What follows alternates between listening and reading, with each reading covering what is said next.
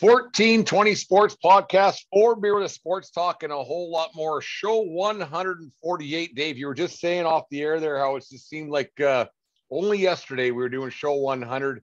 The balloons and the cake and everything else. Deanne's not too proud of the cake we had, and I got to agree with her. It wasn't very good, but she did her best effort. Anyways, Dave, show 148. Lots going on in the sports world. The World Series is 2 games in. We got a tie series. Lots going on, obviously, with the NHL's in full swing. I made the call to some guys today at work. The Green Bay Packers are going to win this game, and they are. I don't know if they're going to hold on, but we'll first off, we'll get into the Chicago Blackhawks. So first off, what are you drinking tonight, my friend? All reliable. It's a royalty in my hand, the king. Just like when it's a busy time of year, and then so you just got to go and grab All Reliable and get back home. I don't got time to taste and sniff and try something new. So I picked up some Tree Brewing from. I used to drink these at the Kelowna Falcons games years ago in the West Coast League, same as WCBL. Tree Brewing right in Kelowna got Cutthroat West Coast Ale. It's a newer one that they have. It's actually really good. Like, I quite like this one. It's quite tasty and going down pretty smooth. Dave, this happens far too often, it seems, in the sports world, more often than anyone would hope. The first one that gained national attention, and everybody knows what I'm talking about, was the Graham James situation that happened in, I don't know what year it was, with Sheldon Kennedy and then the Swift Current Broncos. The Swift Current Broncos, like when it happened was like 86, 87. And then when it came to light to the public, I can't remember what year it was, doesn't much matter. But then you got to the Jim Sandusky thing at Ohio State. Then you got, or not Ohio State, Penn State. Sorry, Ohio State fans. Then you got Penn State with Jim Sandusky. Then you had the women's national team gymnastics for the United States. And there's been on and on and on. But the latest to come to light, and it got a little bit of press in the summertime, was with the Chicago Blackhawks. Dave, this one pisses me off to no end. And I have 2 takes on this, but this one pisses me off to no end, that Joel Quenneville and Kevin Cheveldayoff, they knew that something happened. And they were in the room when it was brought up on May the 13th of 2010, when they knew that John Doe, which became what to be Kyle Beach, reported that a fucking video coach sexually assaulted him. The playoffs went on. Cheveldayoff allegedly said, I'm going to say allegedly, but it's pretty clear now with all the facts that are coming out from the investigation, we can't have this distraction. We're going for a playoff. We're going for a Stanley Cup right now. Dave, take number 1 on this. Why is it that when the integrity of the game, wins and losses, championships, and this and that, they punish teams? Like you had like Pete Rose, the integrity of the game with the gambling. You had this years and years ago. You had the SMU Mustangs. They were the players were getting kickbacks. You had the USC Trojans with Reggie getting a house. You had the Houston Astros. So the integrity of the game and the wins and losses, those teams get the death penalty. And Pete Rose is in the Hall of Fame.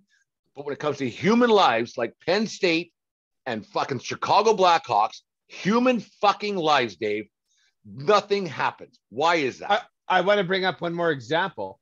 So the NHL fined... I'm revved up about this one, Dave. I'm sorry. The NHL fined and punished the New Jersey Devils more for that Kovalchuk contract. Yeah. They fined them $3 million and took away draft picks. Nothing. Chicago got fined $2 million, and that's it. And so far, but that's what the league has decided their first penalty, and maybe they might go back more because the pushback is going to be so extreme. The $2 million, nothing. It's not even a home. It's not even a home gate in Chicago, and one of the biggest barns in the league. on a successful franchise. How much $2 money did they million make when they won the cup in 2010 after Beach Set told the team what happened? How many t-shirts did they fucking sell? Hundreds of millions of dollars. Down Madison Avenue, whatever it's called, they had 1 million people watching that parade, selling t-shirts in every corner. Yep. And drinking beers and buying hot dogs on the street. Like it's ridiculous. Like it's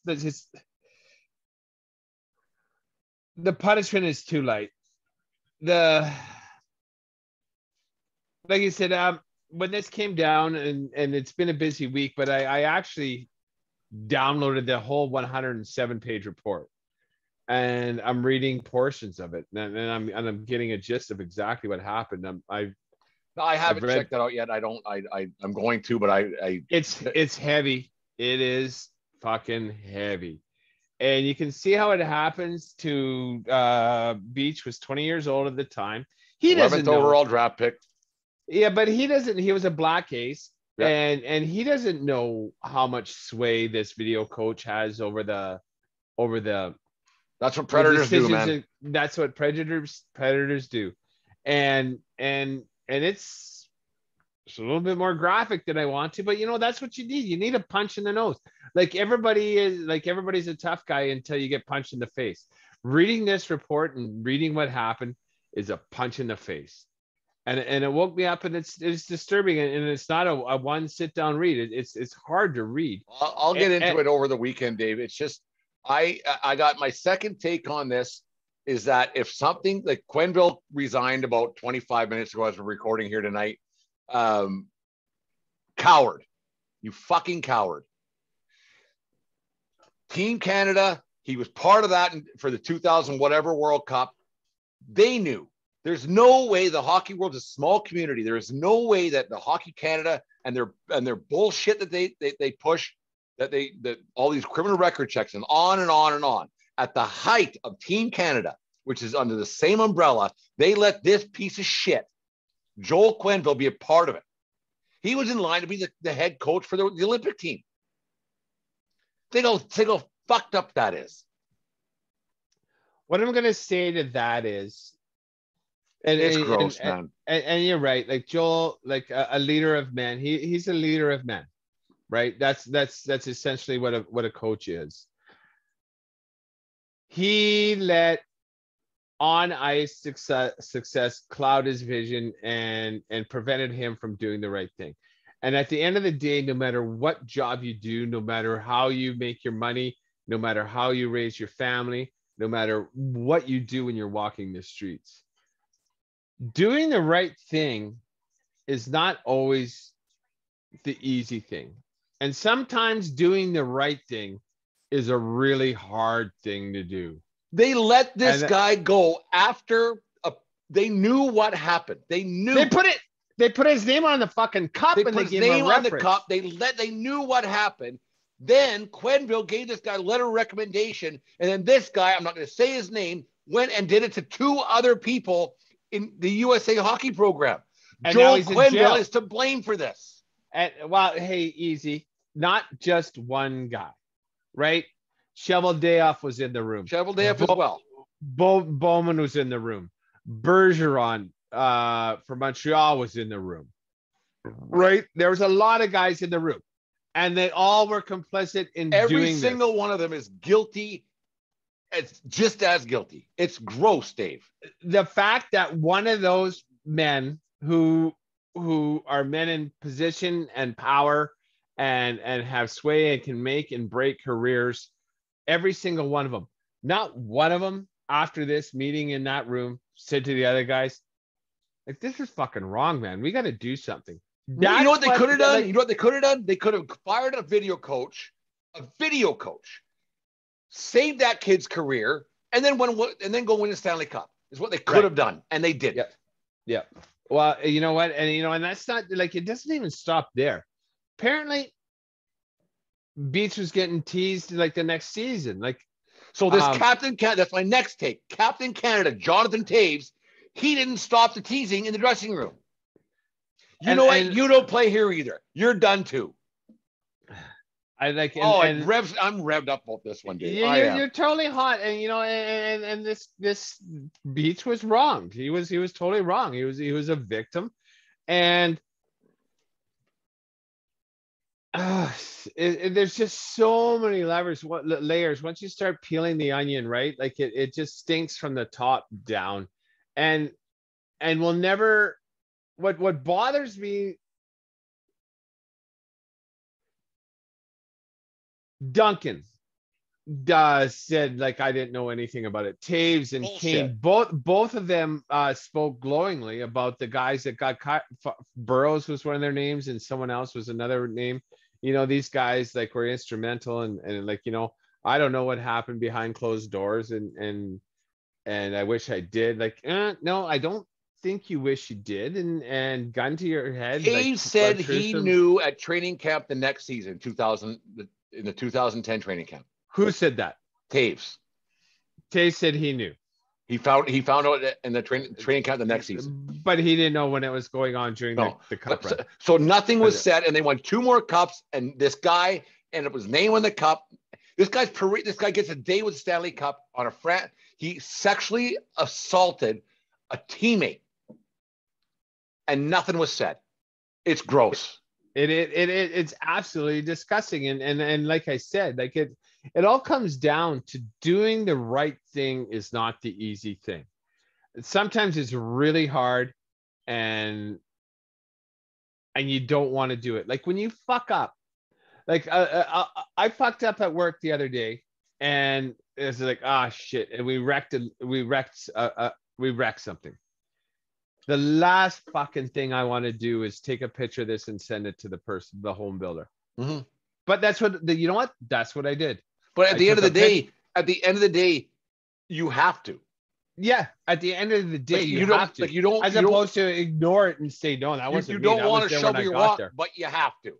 Yeah. It ain't going away, man. It ain't going away. It's not going away. And then, when it comes back to you, like now you're going to have to lie about it. Right? Oh, I didn't realize it. That's a fucking lie. And then like, how could you not notice it? Because it happens. And then like as a boss, I have to take stern message with my guys once at a time. Just fucking tell me. How do you think I feel having to field a phone call? Not up. Exactly. Like no one's expecting you to be perfect. Nobody. But when you do fuck up, I'm gonna pat your back when you're doing a good job. I do it all the time. But that means that I trust you, and that means that you have to own up when you fuck up. The fact that this happened 10 years ago, and the only reason this investigation happened is because that video coach is now in jail for molesting a minor, right? That's why wouldn't have happened if this would have got brought up. The only thing, all that had to be done to Quenneville, to Cheveldayoff, to Taves, to Kane, to the whole group of them, Do you have kids? That's all they had to was ask, do you have kids? Oh, yeah. Would you like that to happen to your kid? Well, no. There it is. It's exactly. Simple. Yeah, and you could even take care of it quietly. Report it to the police. This guy needs a fucking talking to. What happened? Talk to John Doe. And then you guys. The whole organization from the medical staff, they covered it up for no reason because all they had to do was report it. This piece of junk goes to jail, and then they win a Stanley Cup. Well, that's that easy. And that's one of the quotes, right? Like, this is our first Stanley Cup in a million years, and we don't want any negative publicity, and we'll deal with it after the cup. But then they didn't, right? Like, so let's which is wrong in itself, right? But then but the thing is, Dave, like hindsight's 2020. But you know what? If you report a sexual predator, you actually are a good guy. Yeah, simple. The Blackhawks could say, hey, we found out there's a guy on our staff. We fired him because of what happened. You look like a good guy. So now 11 years later, that Stanley Cup is tainted. Mm-hmm. So what they should have done was been a big boy 11 years ago and fucking did the right thing. It's not hard. It's not hard. It is hard. Dave, when it comes to, and the kid was 20 years old. He was a kid. He's a kid. It's not hard to do something like that. When it comes to kids and family members, because all you got to do is say, If that was your family, what would you have done? We can't he was young, but he wasn't a kid. He was 20 years old. He was a professional athlete and getting paid as such, right? So he's not a kid. We can't call him a kid. He wasn't a kid. Maybe he's not a kid. He wasn't a 16-year-old away from home for the first time, right? Well, so like I'm not victim blaming here, but like let's not call him a kid. He was a young adult. He was a paid professional athlete. So kind of.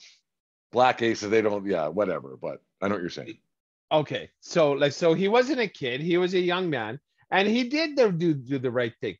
And and that's a thing. Like and this was what when I think about it and all that kind of thing. How many fucking women be quiet all the time because nothing's going to happen, right? Like this is a societal thing. It's not just the Blackhawks. It's not just hockey. It happens like every walk of life. It happens whether you're a construction worker or a mover. It happens everywhere, and it's terrible. All it's so the time. Bad. And we have to, as a society, give credence and believe the people that are coming up because oh, he's just doing this for a lawsuit because he's a bust. Fuck that. No, man, mental.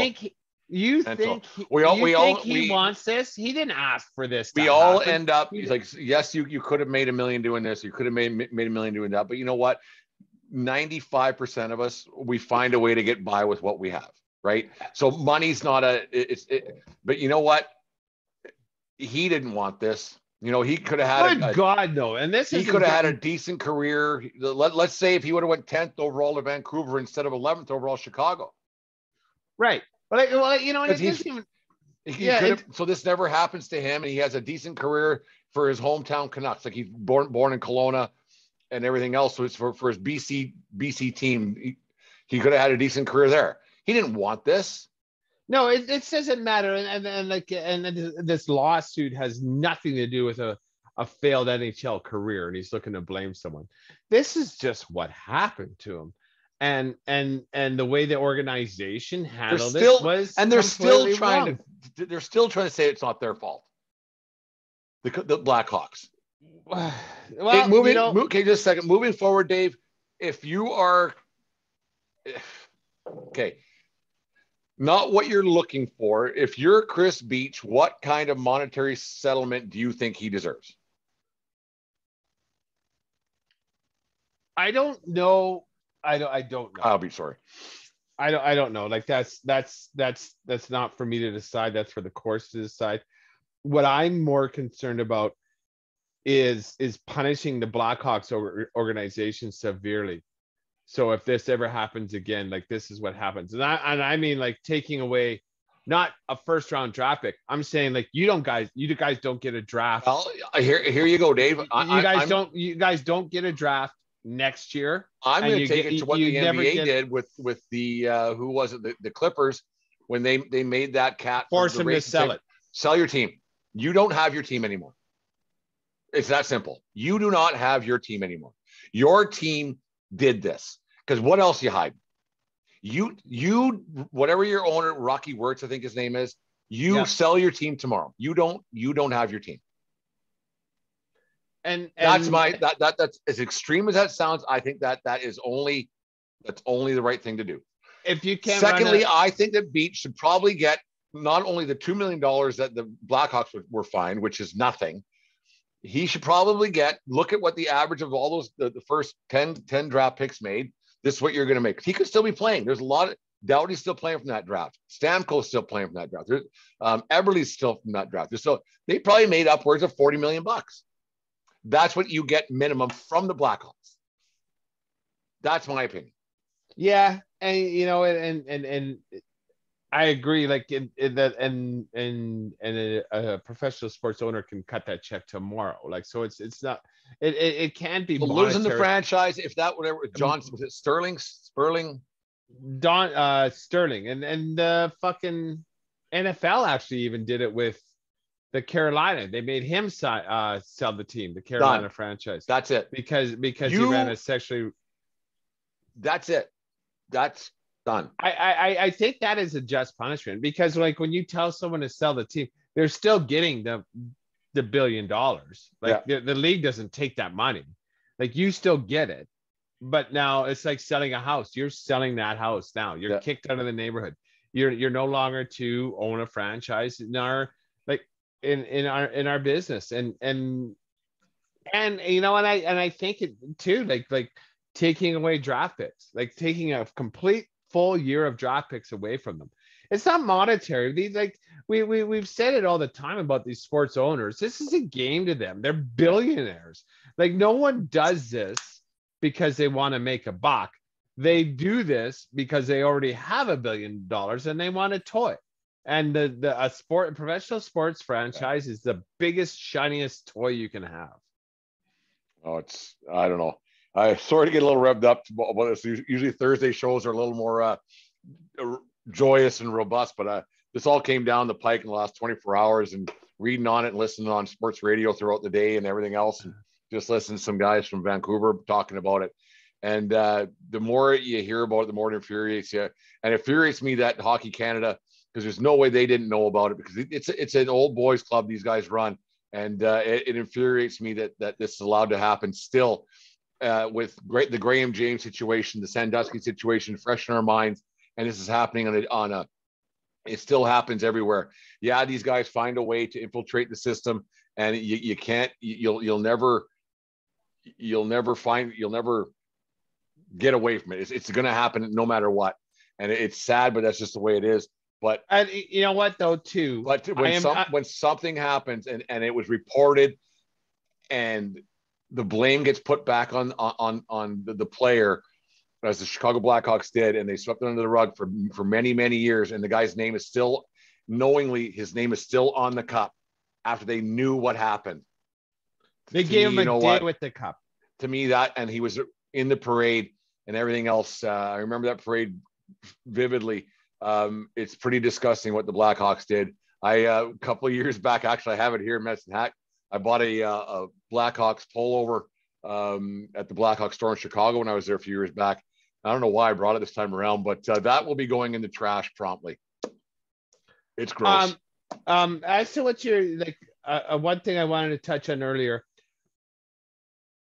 when you're saying everybody in Hockey Canada knew, I am going to disagree with that. We do not know that at all. We don't know that at all. Like, they kept it a secret. They're not going to tell anybody. Who are they going to tell? Old boys club, man. Those boys, they run with it. They run with a different group, man. That shit. There is no way. It's like, there is no way Quenneville was saying that, hey, so we had to let an abuser go to somebody. Like, he doesn't say that shit.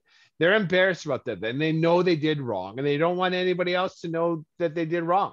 So I'm not gonna say I don't think the super brass of hockey. We'll agree to disagree on that one, man. Oh yeah, that's for sure. And then it's just,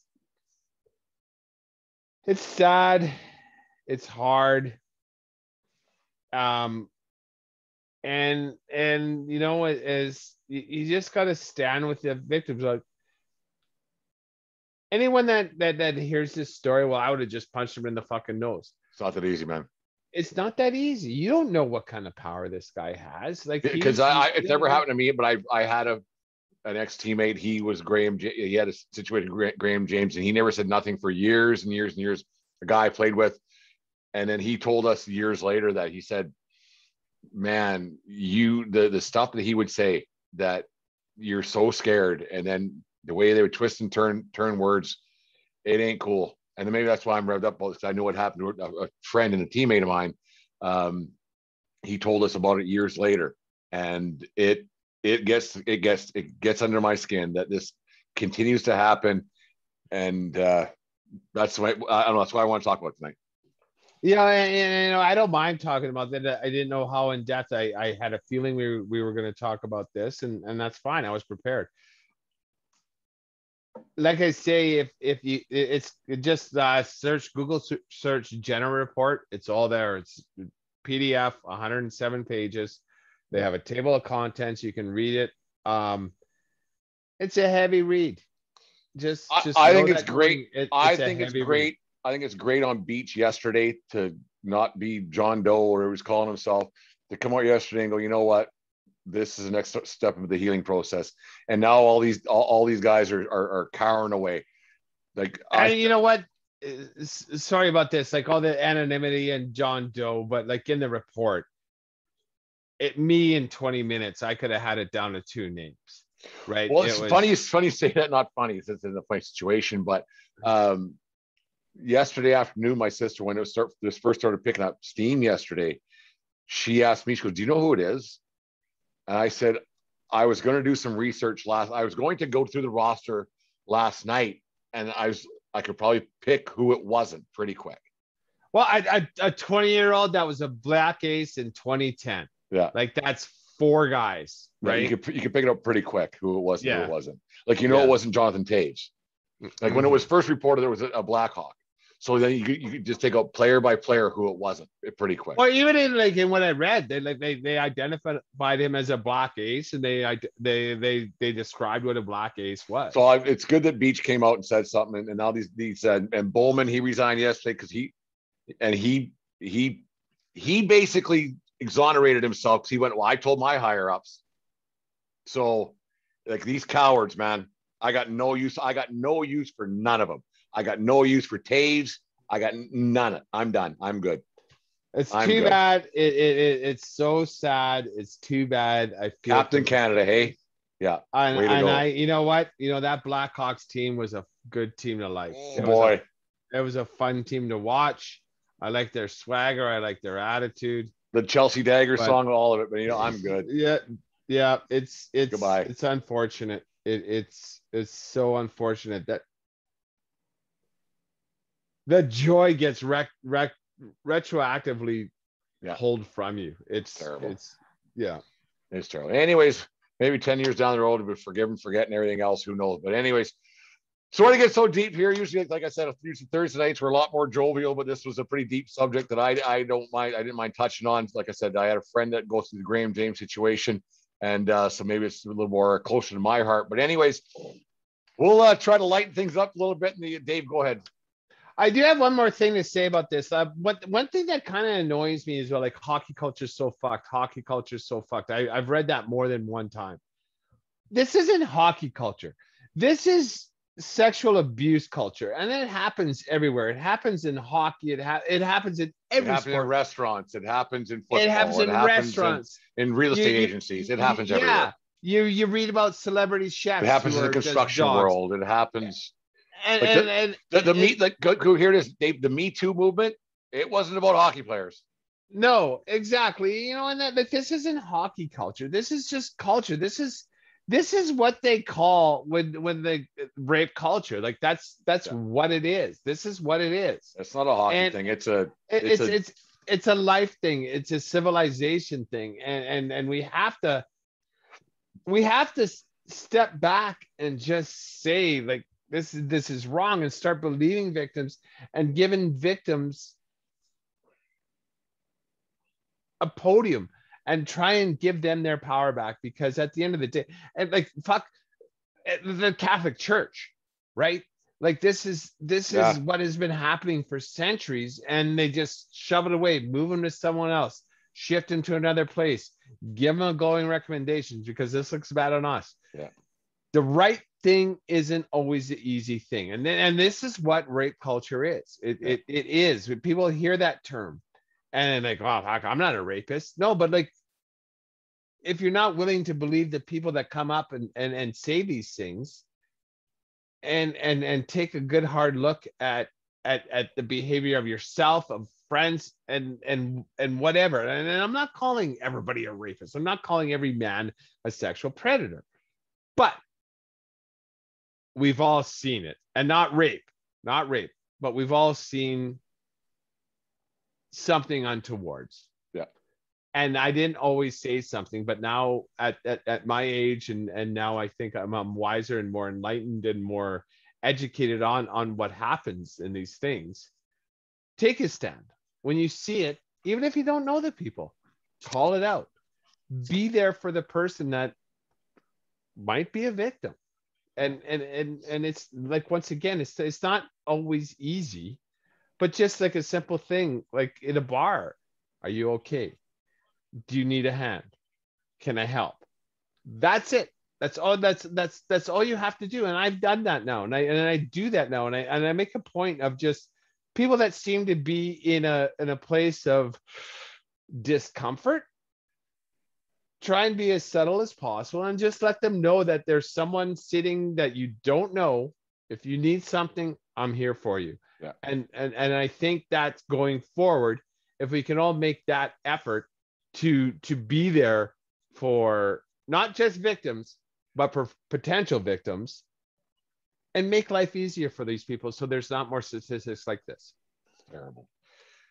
It isn't going away anytime soon. Hopefully, like somebody takes, if whoever listens to our podcast tonight can take whatever we put out there and just a couple of words. If we can reach one person to do the right thing and say the right thing, then our job tonight was mission accomplished, I think. And it's when we first started the show 14 months ago, it was, I never thought we'd be talking this deep about something like this, but we gave ourselves a platform that people listen to, which I'm quite proud of. And if one person can take anything away from what we're saying tonight, then it's better than having 17,000 downloads and everything else. Be a difference maker, be a force for good. There you go.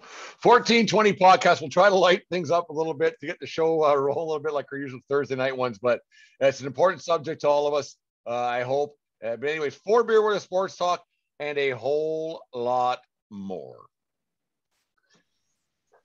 1420 Sports Podcast, 4 beer with sports talk, and a whole lot more. We are literally found everywhere you get your podcast. If you're listening right now on Spotify or Apple, and you've got a different app you want to tune into that subscribes, and you've got a way to do it, we are literally everywhere you get them. Let people know about the show. That's the best way to get the show out there to people is word of mouth. We tried Twitter and Instagram and Facebook, but I found over the months we've been doing this that word of mouth gets the show out there better than anything, because you people, I do it, and Dave, I'm sure you do it too. You just scroll through Twitter. You barely read anything. Myself? Yeah. Oh, well, no, not during the day. At night, like after 5 o'clock, then again after 8 o'clock. I read a lot of Twitter. That's my news source. I'm saying you scroll. Oh, and find yeah. Then I don't open every link. No, exactly.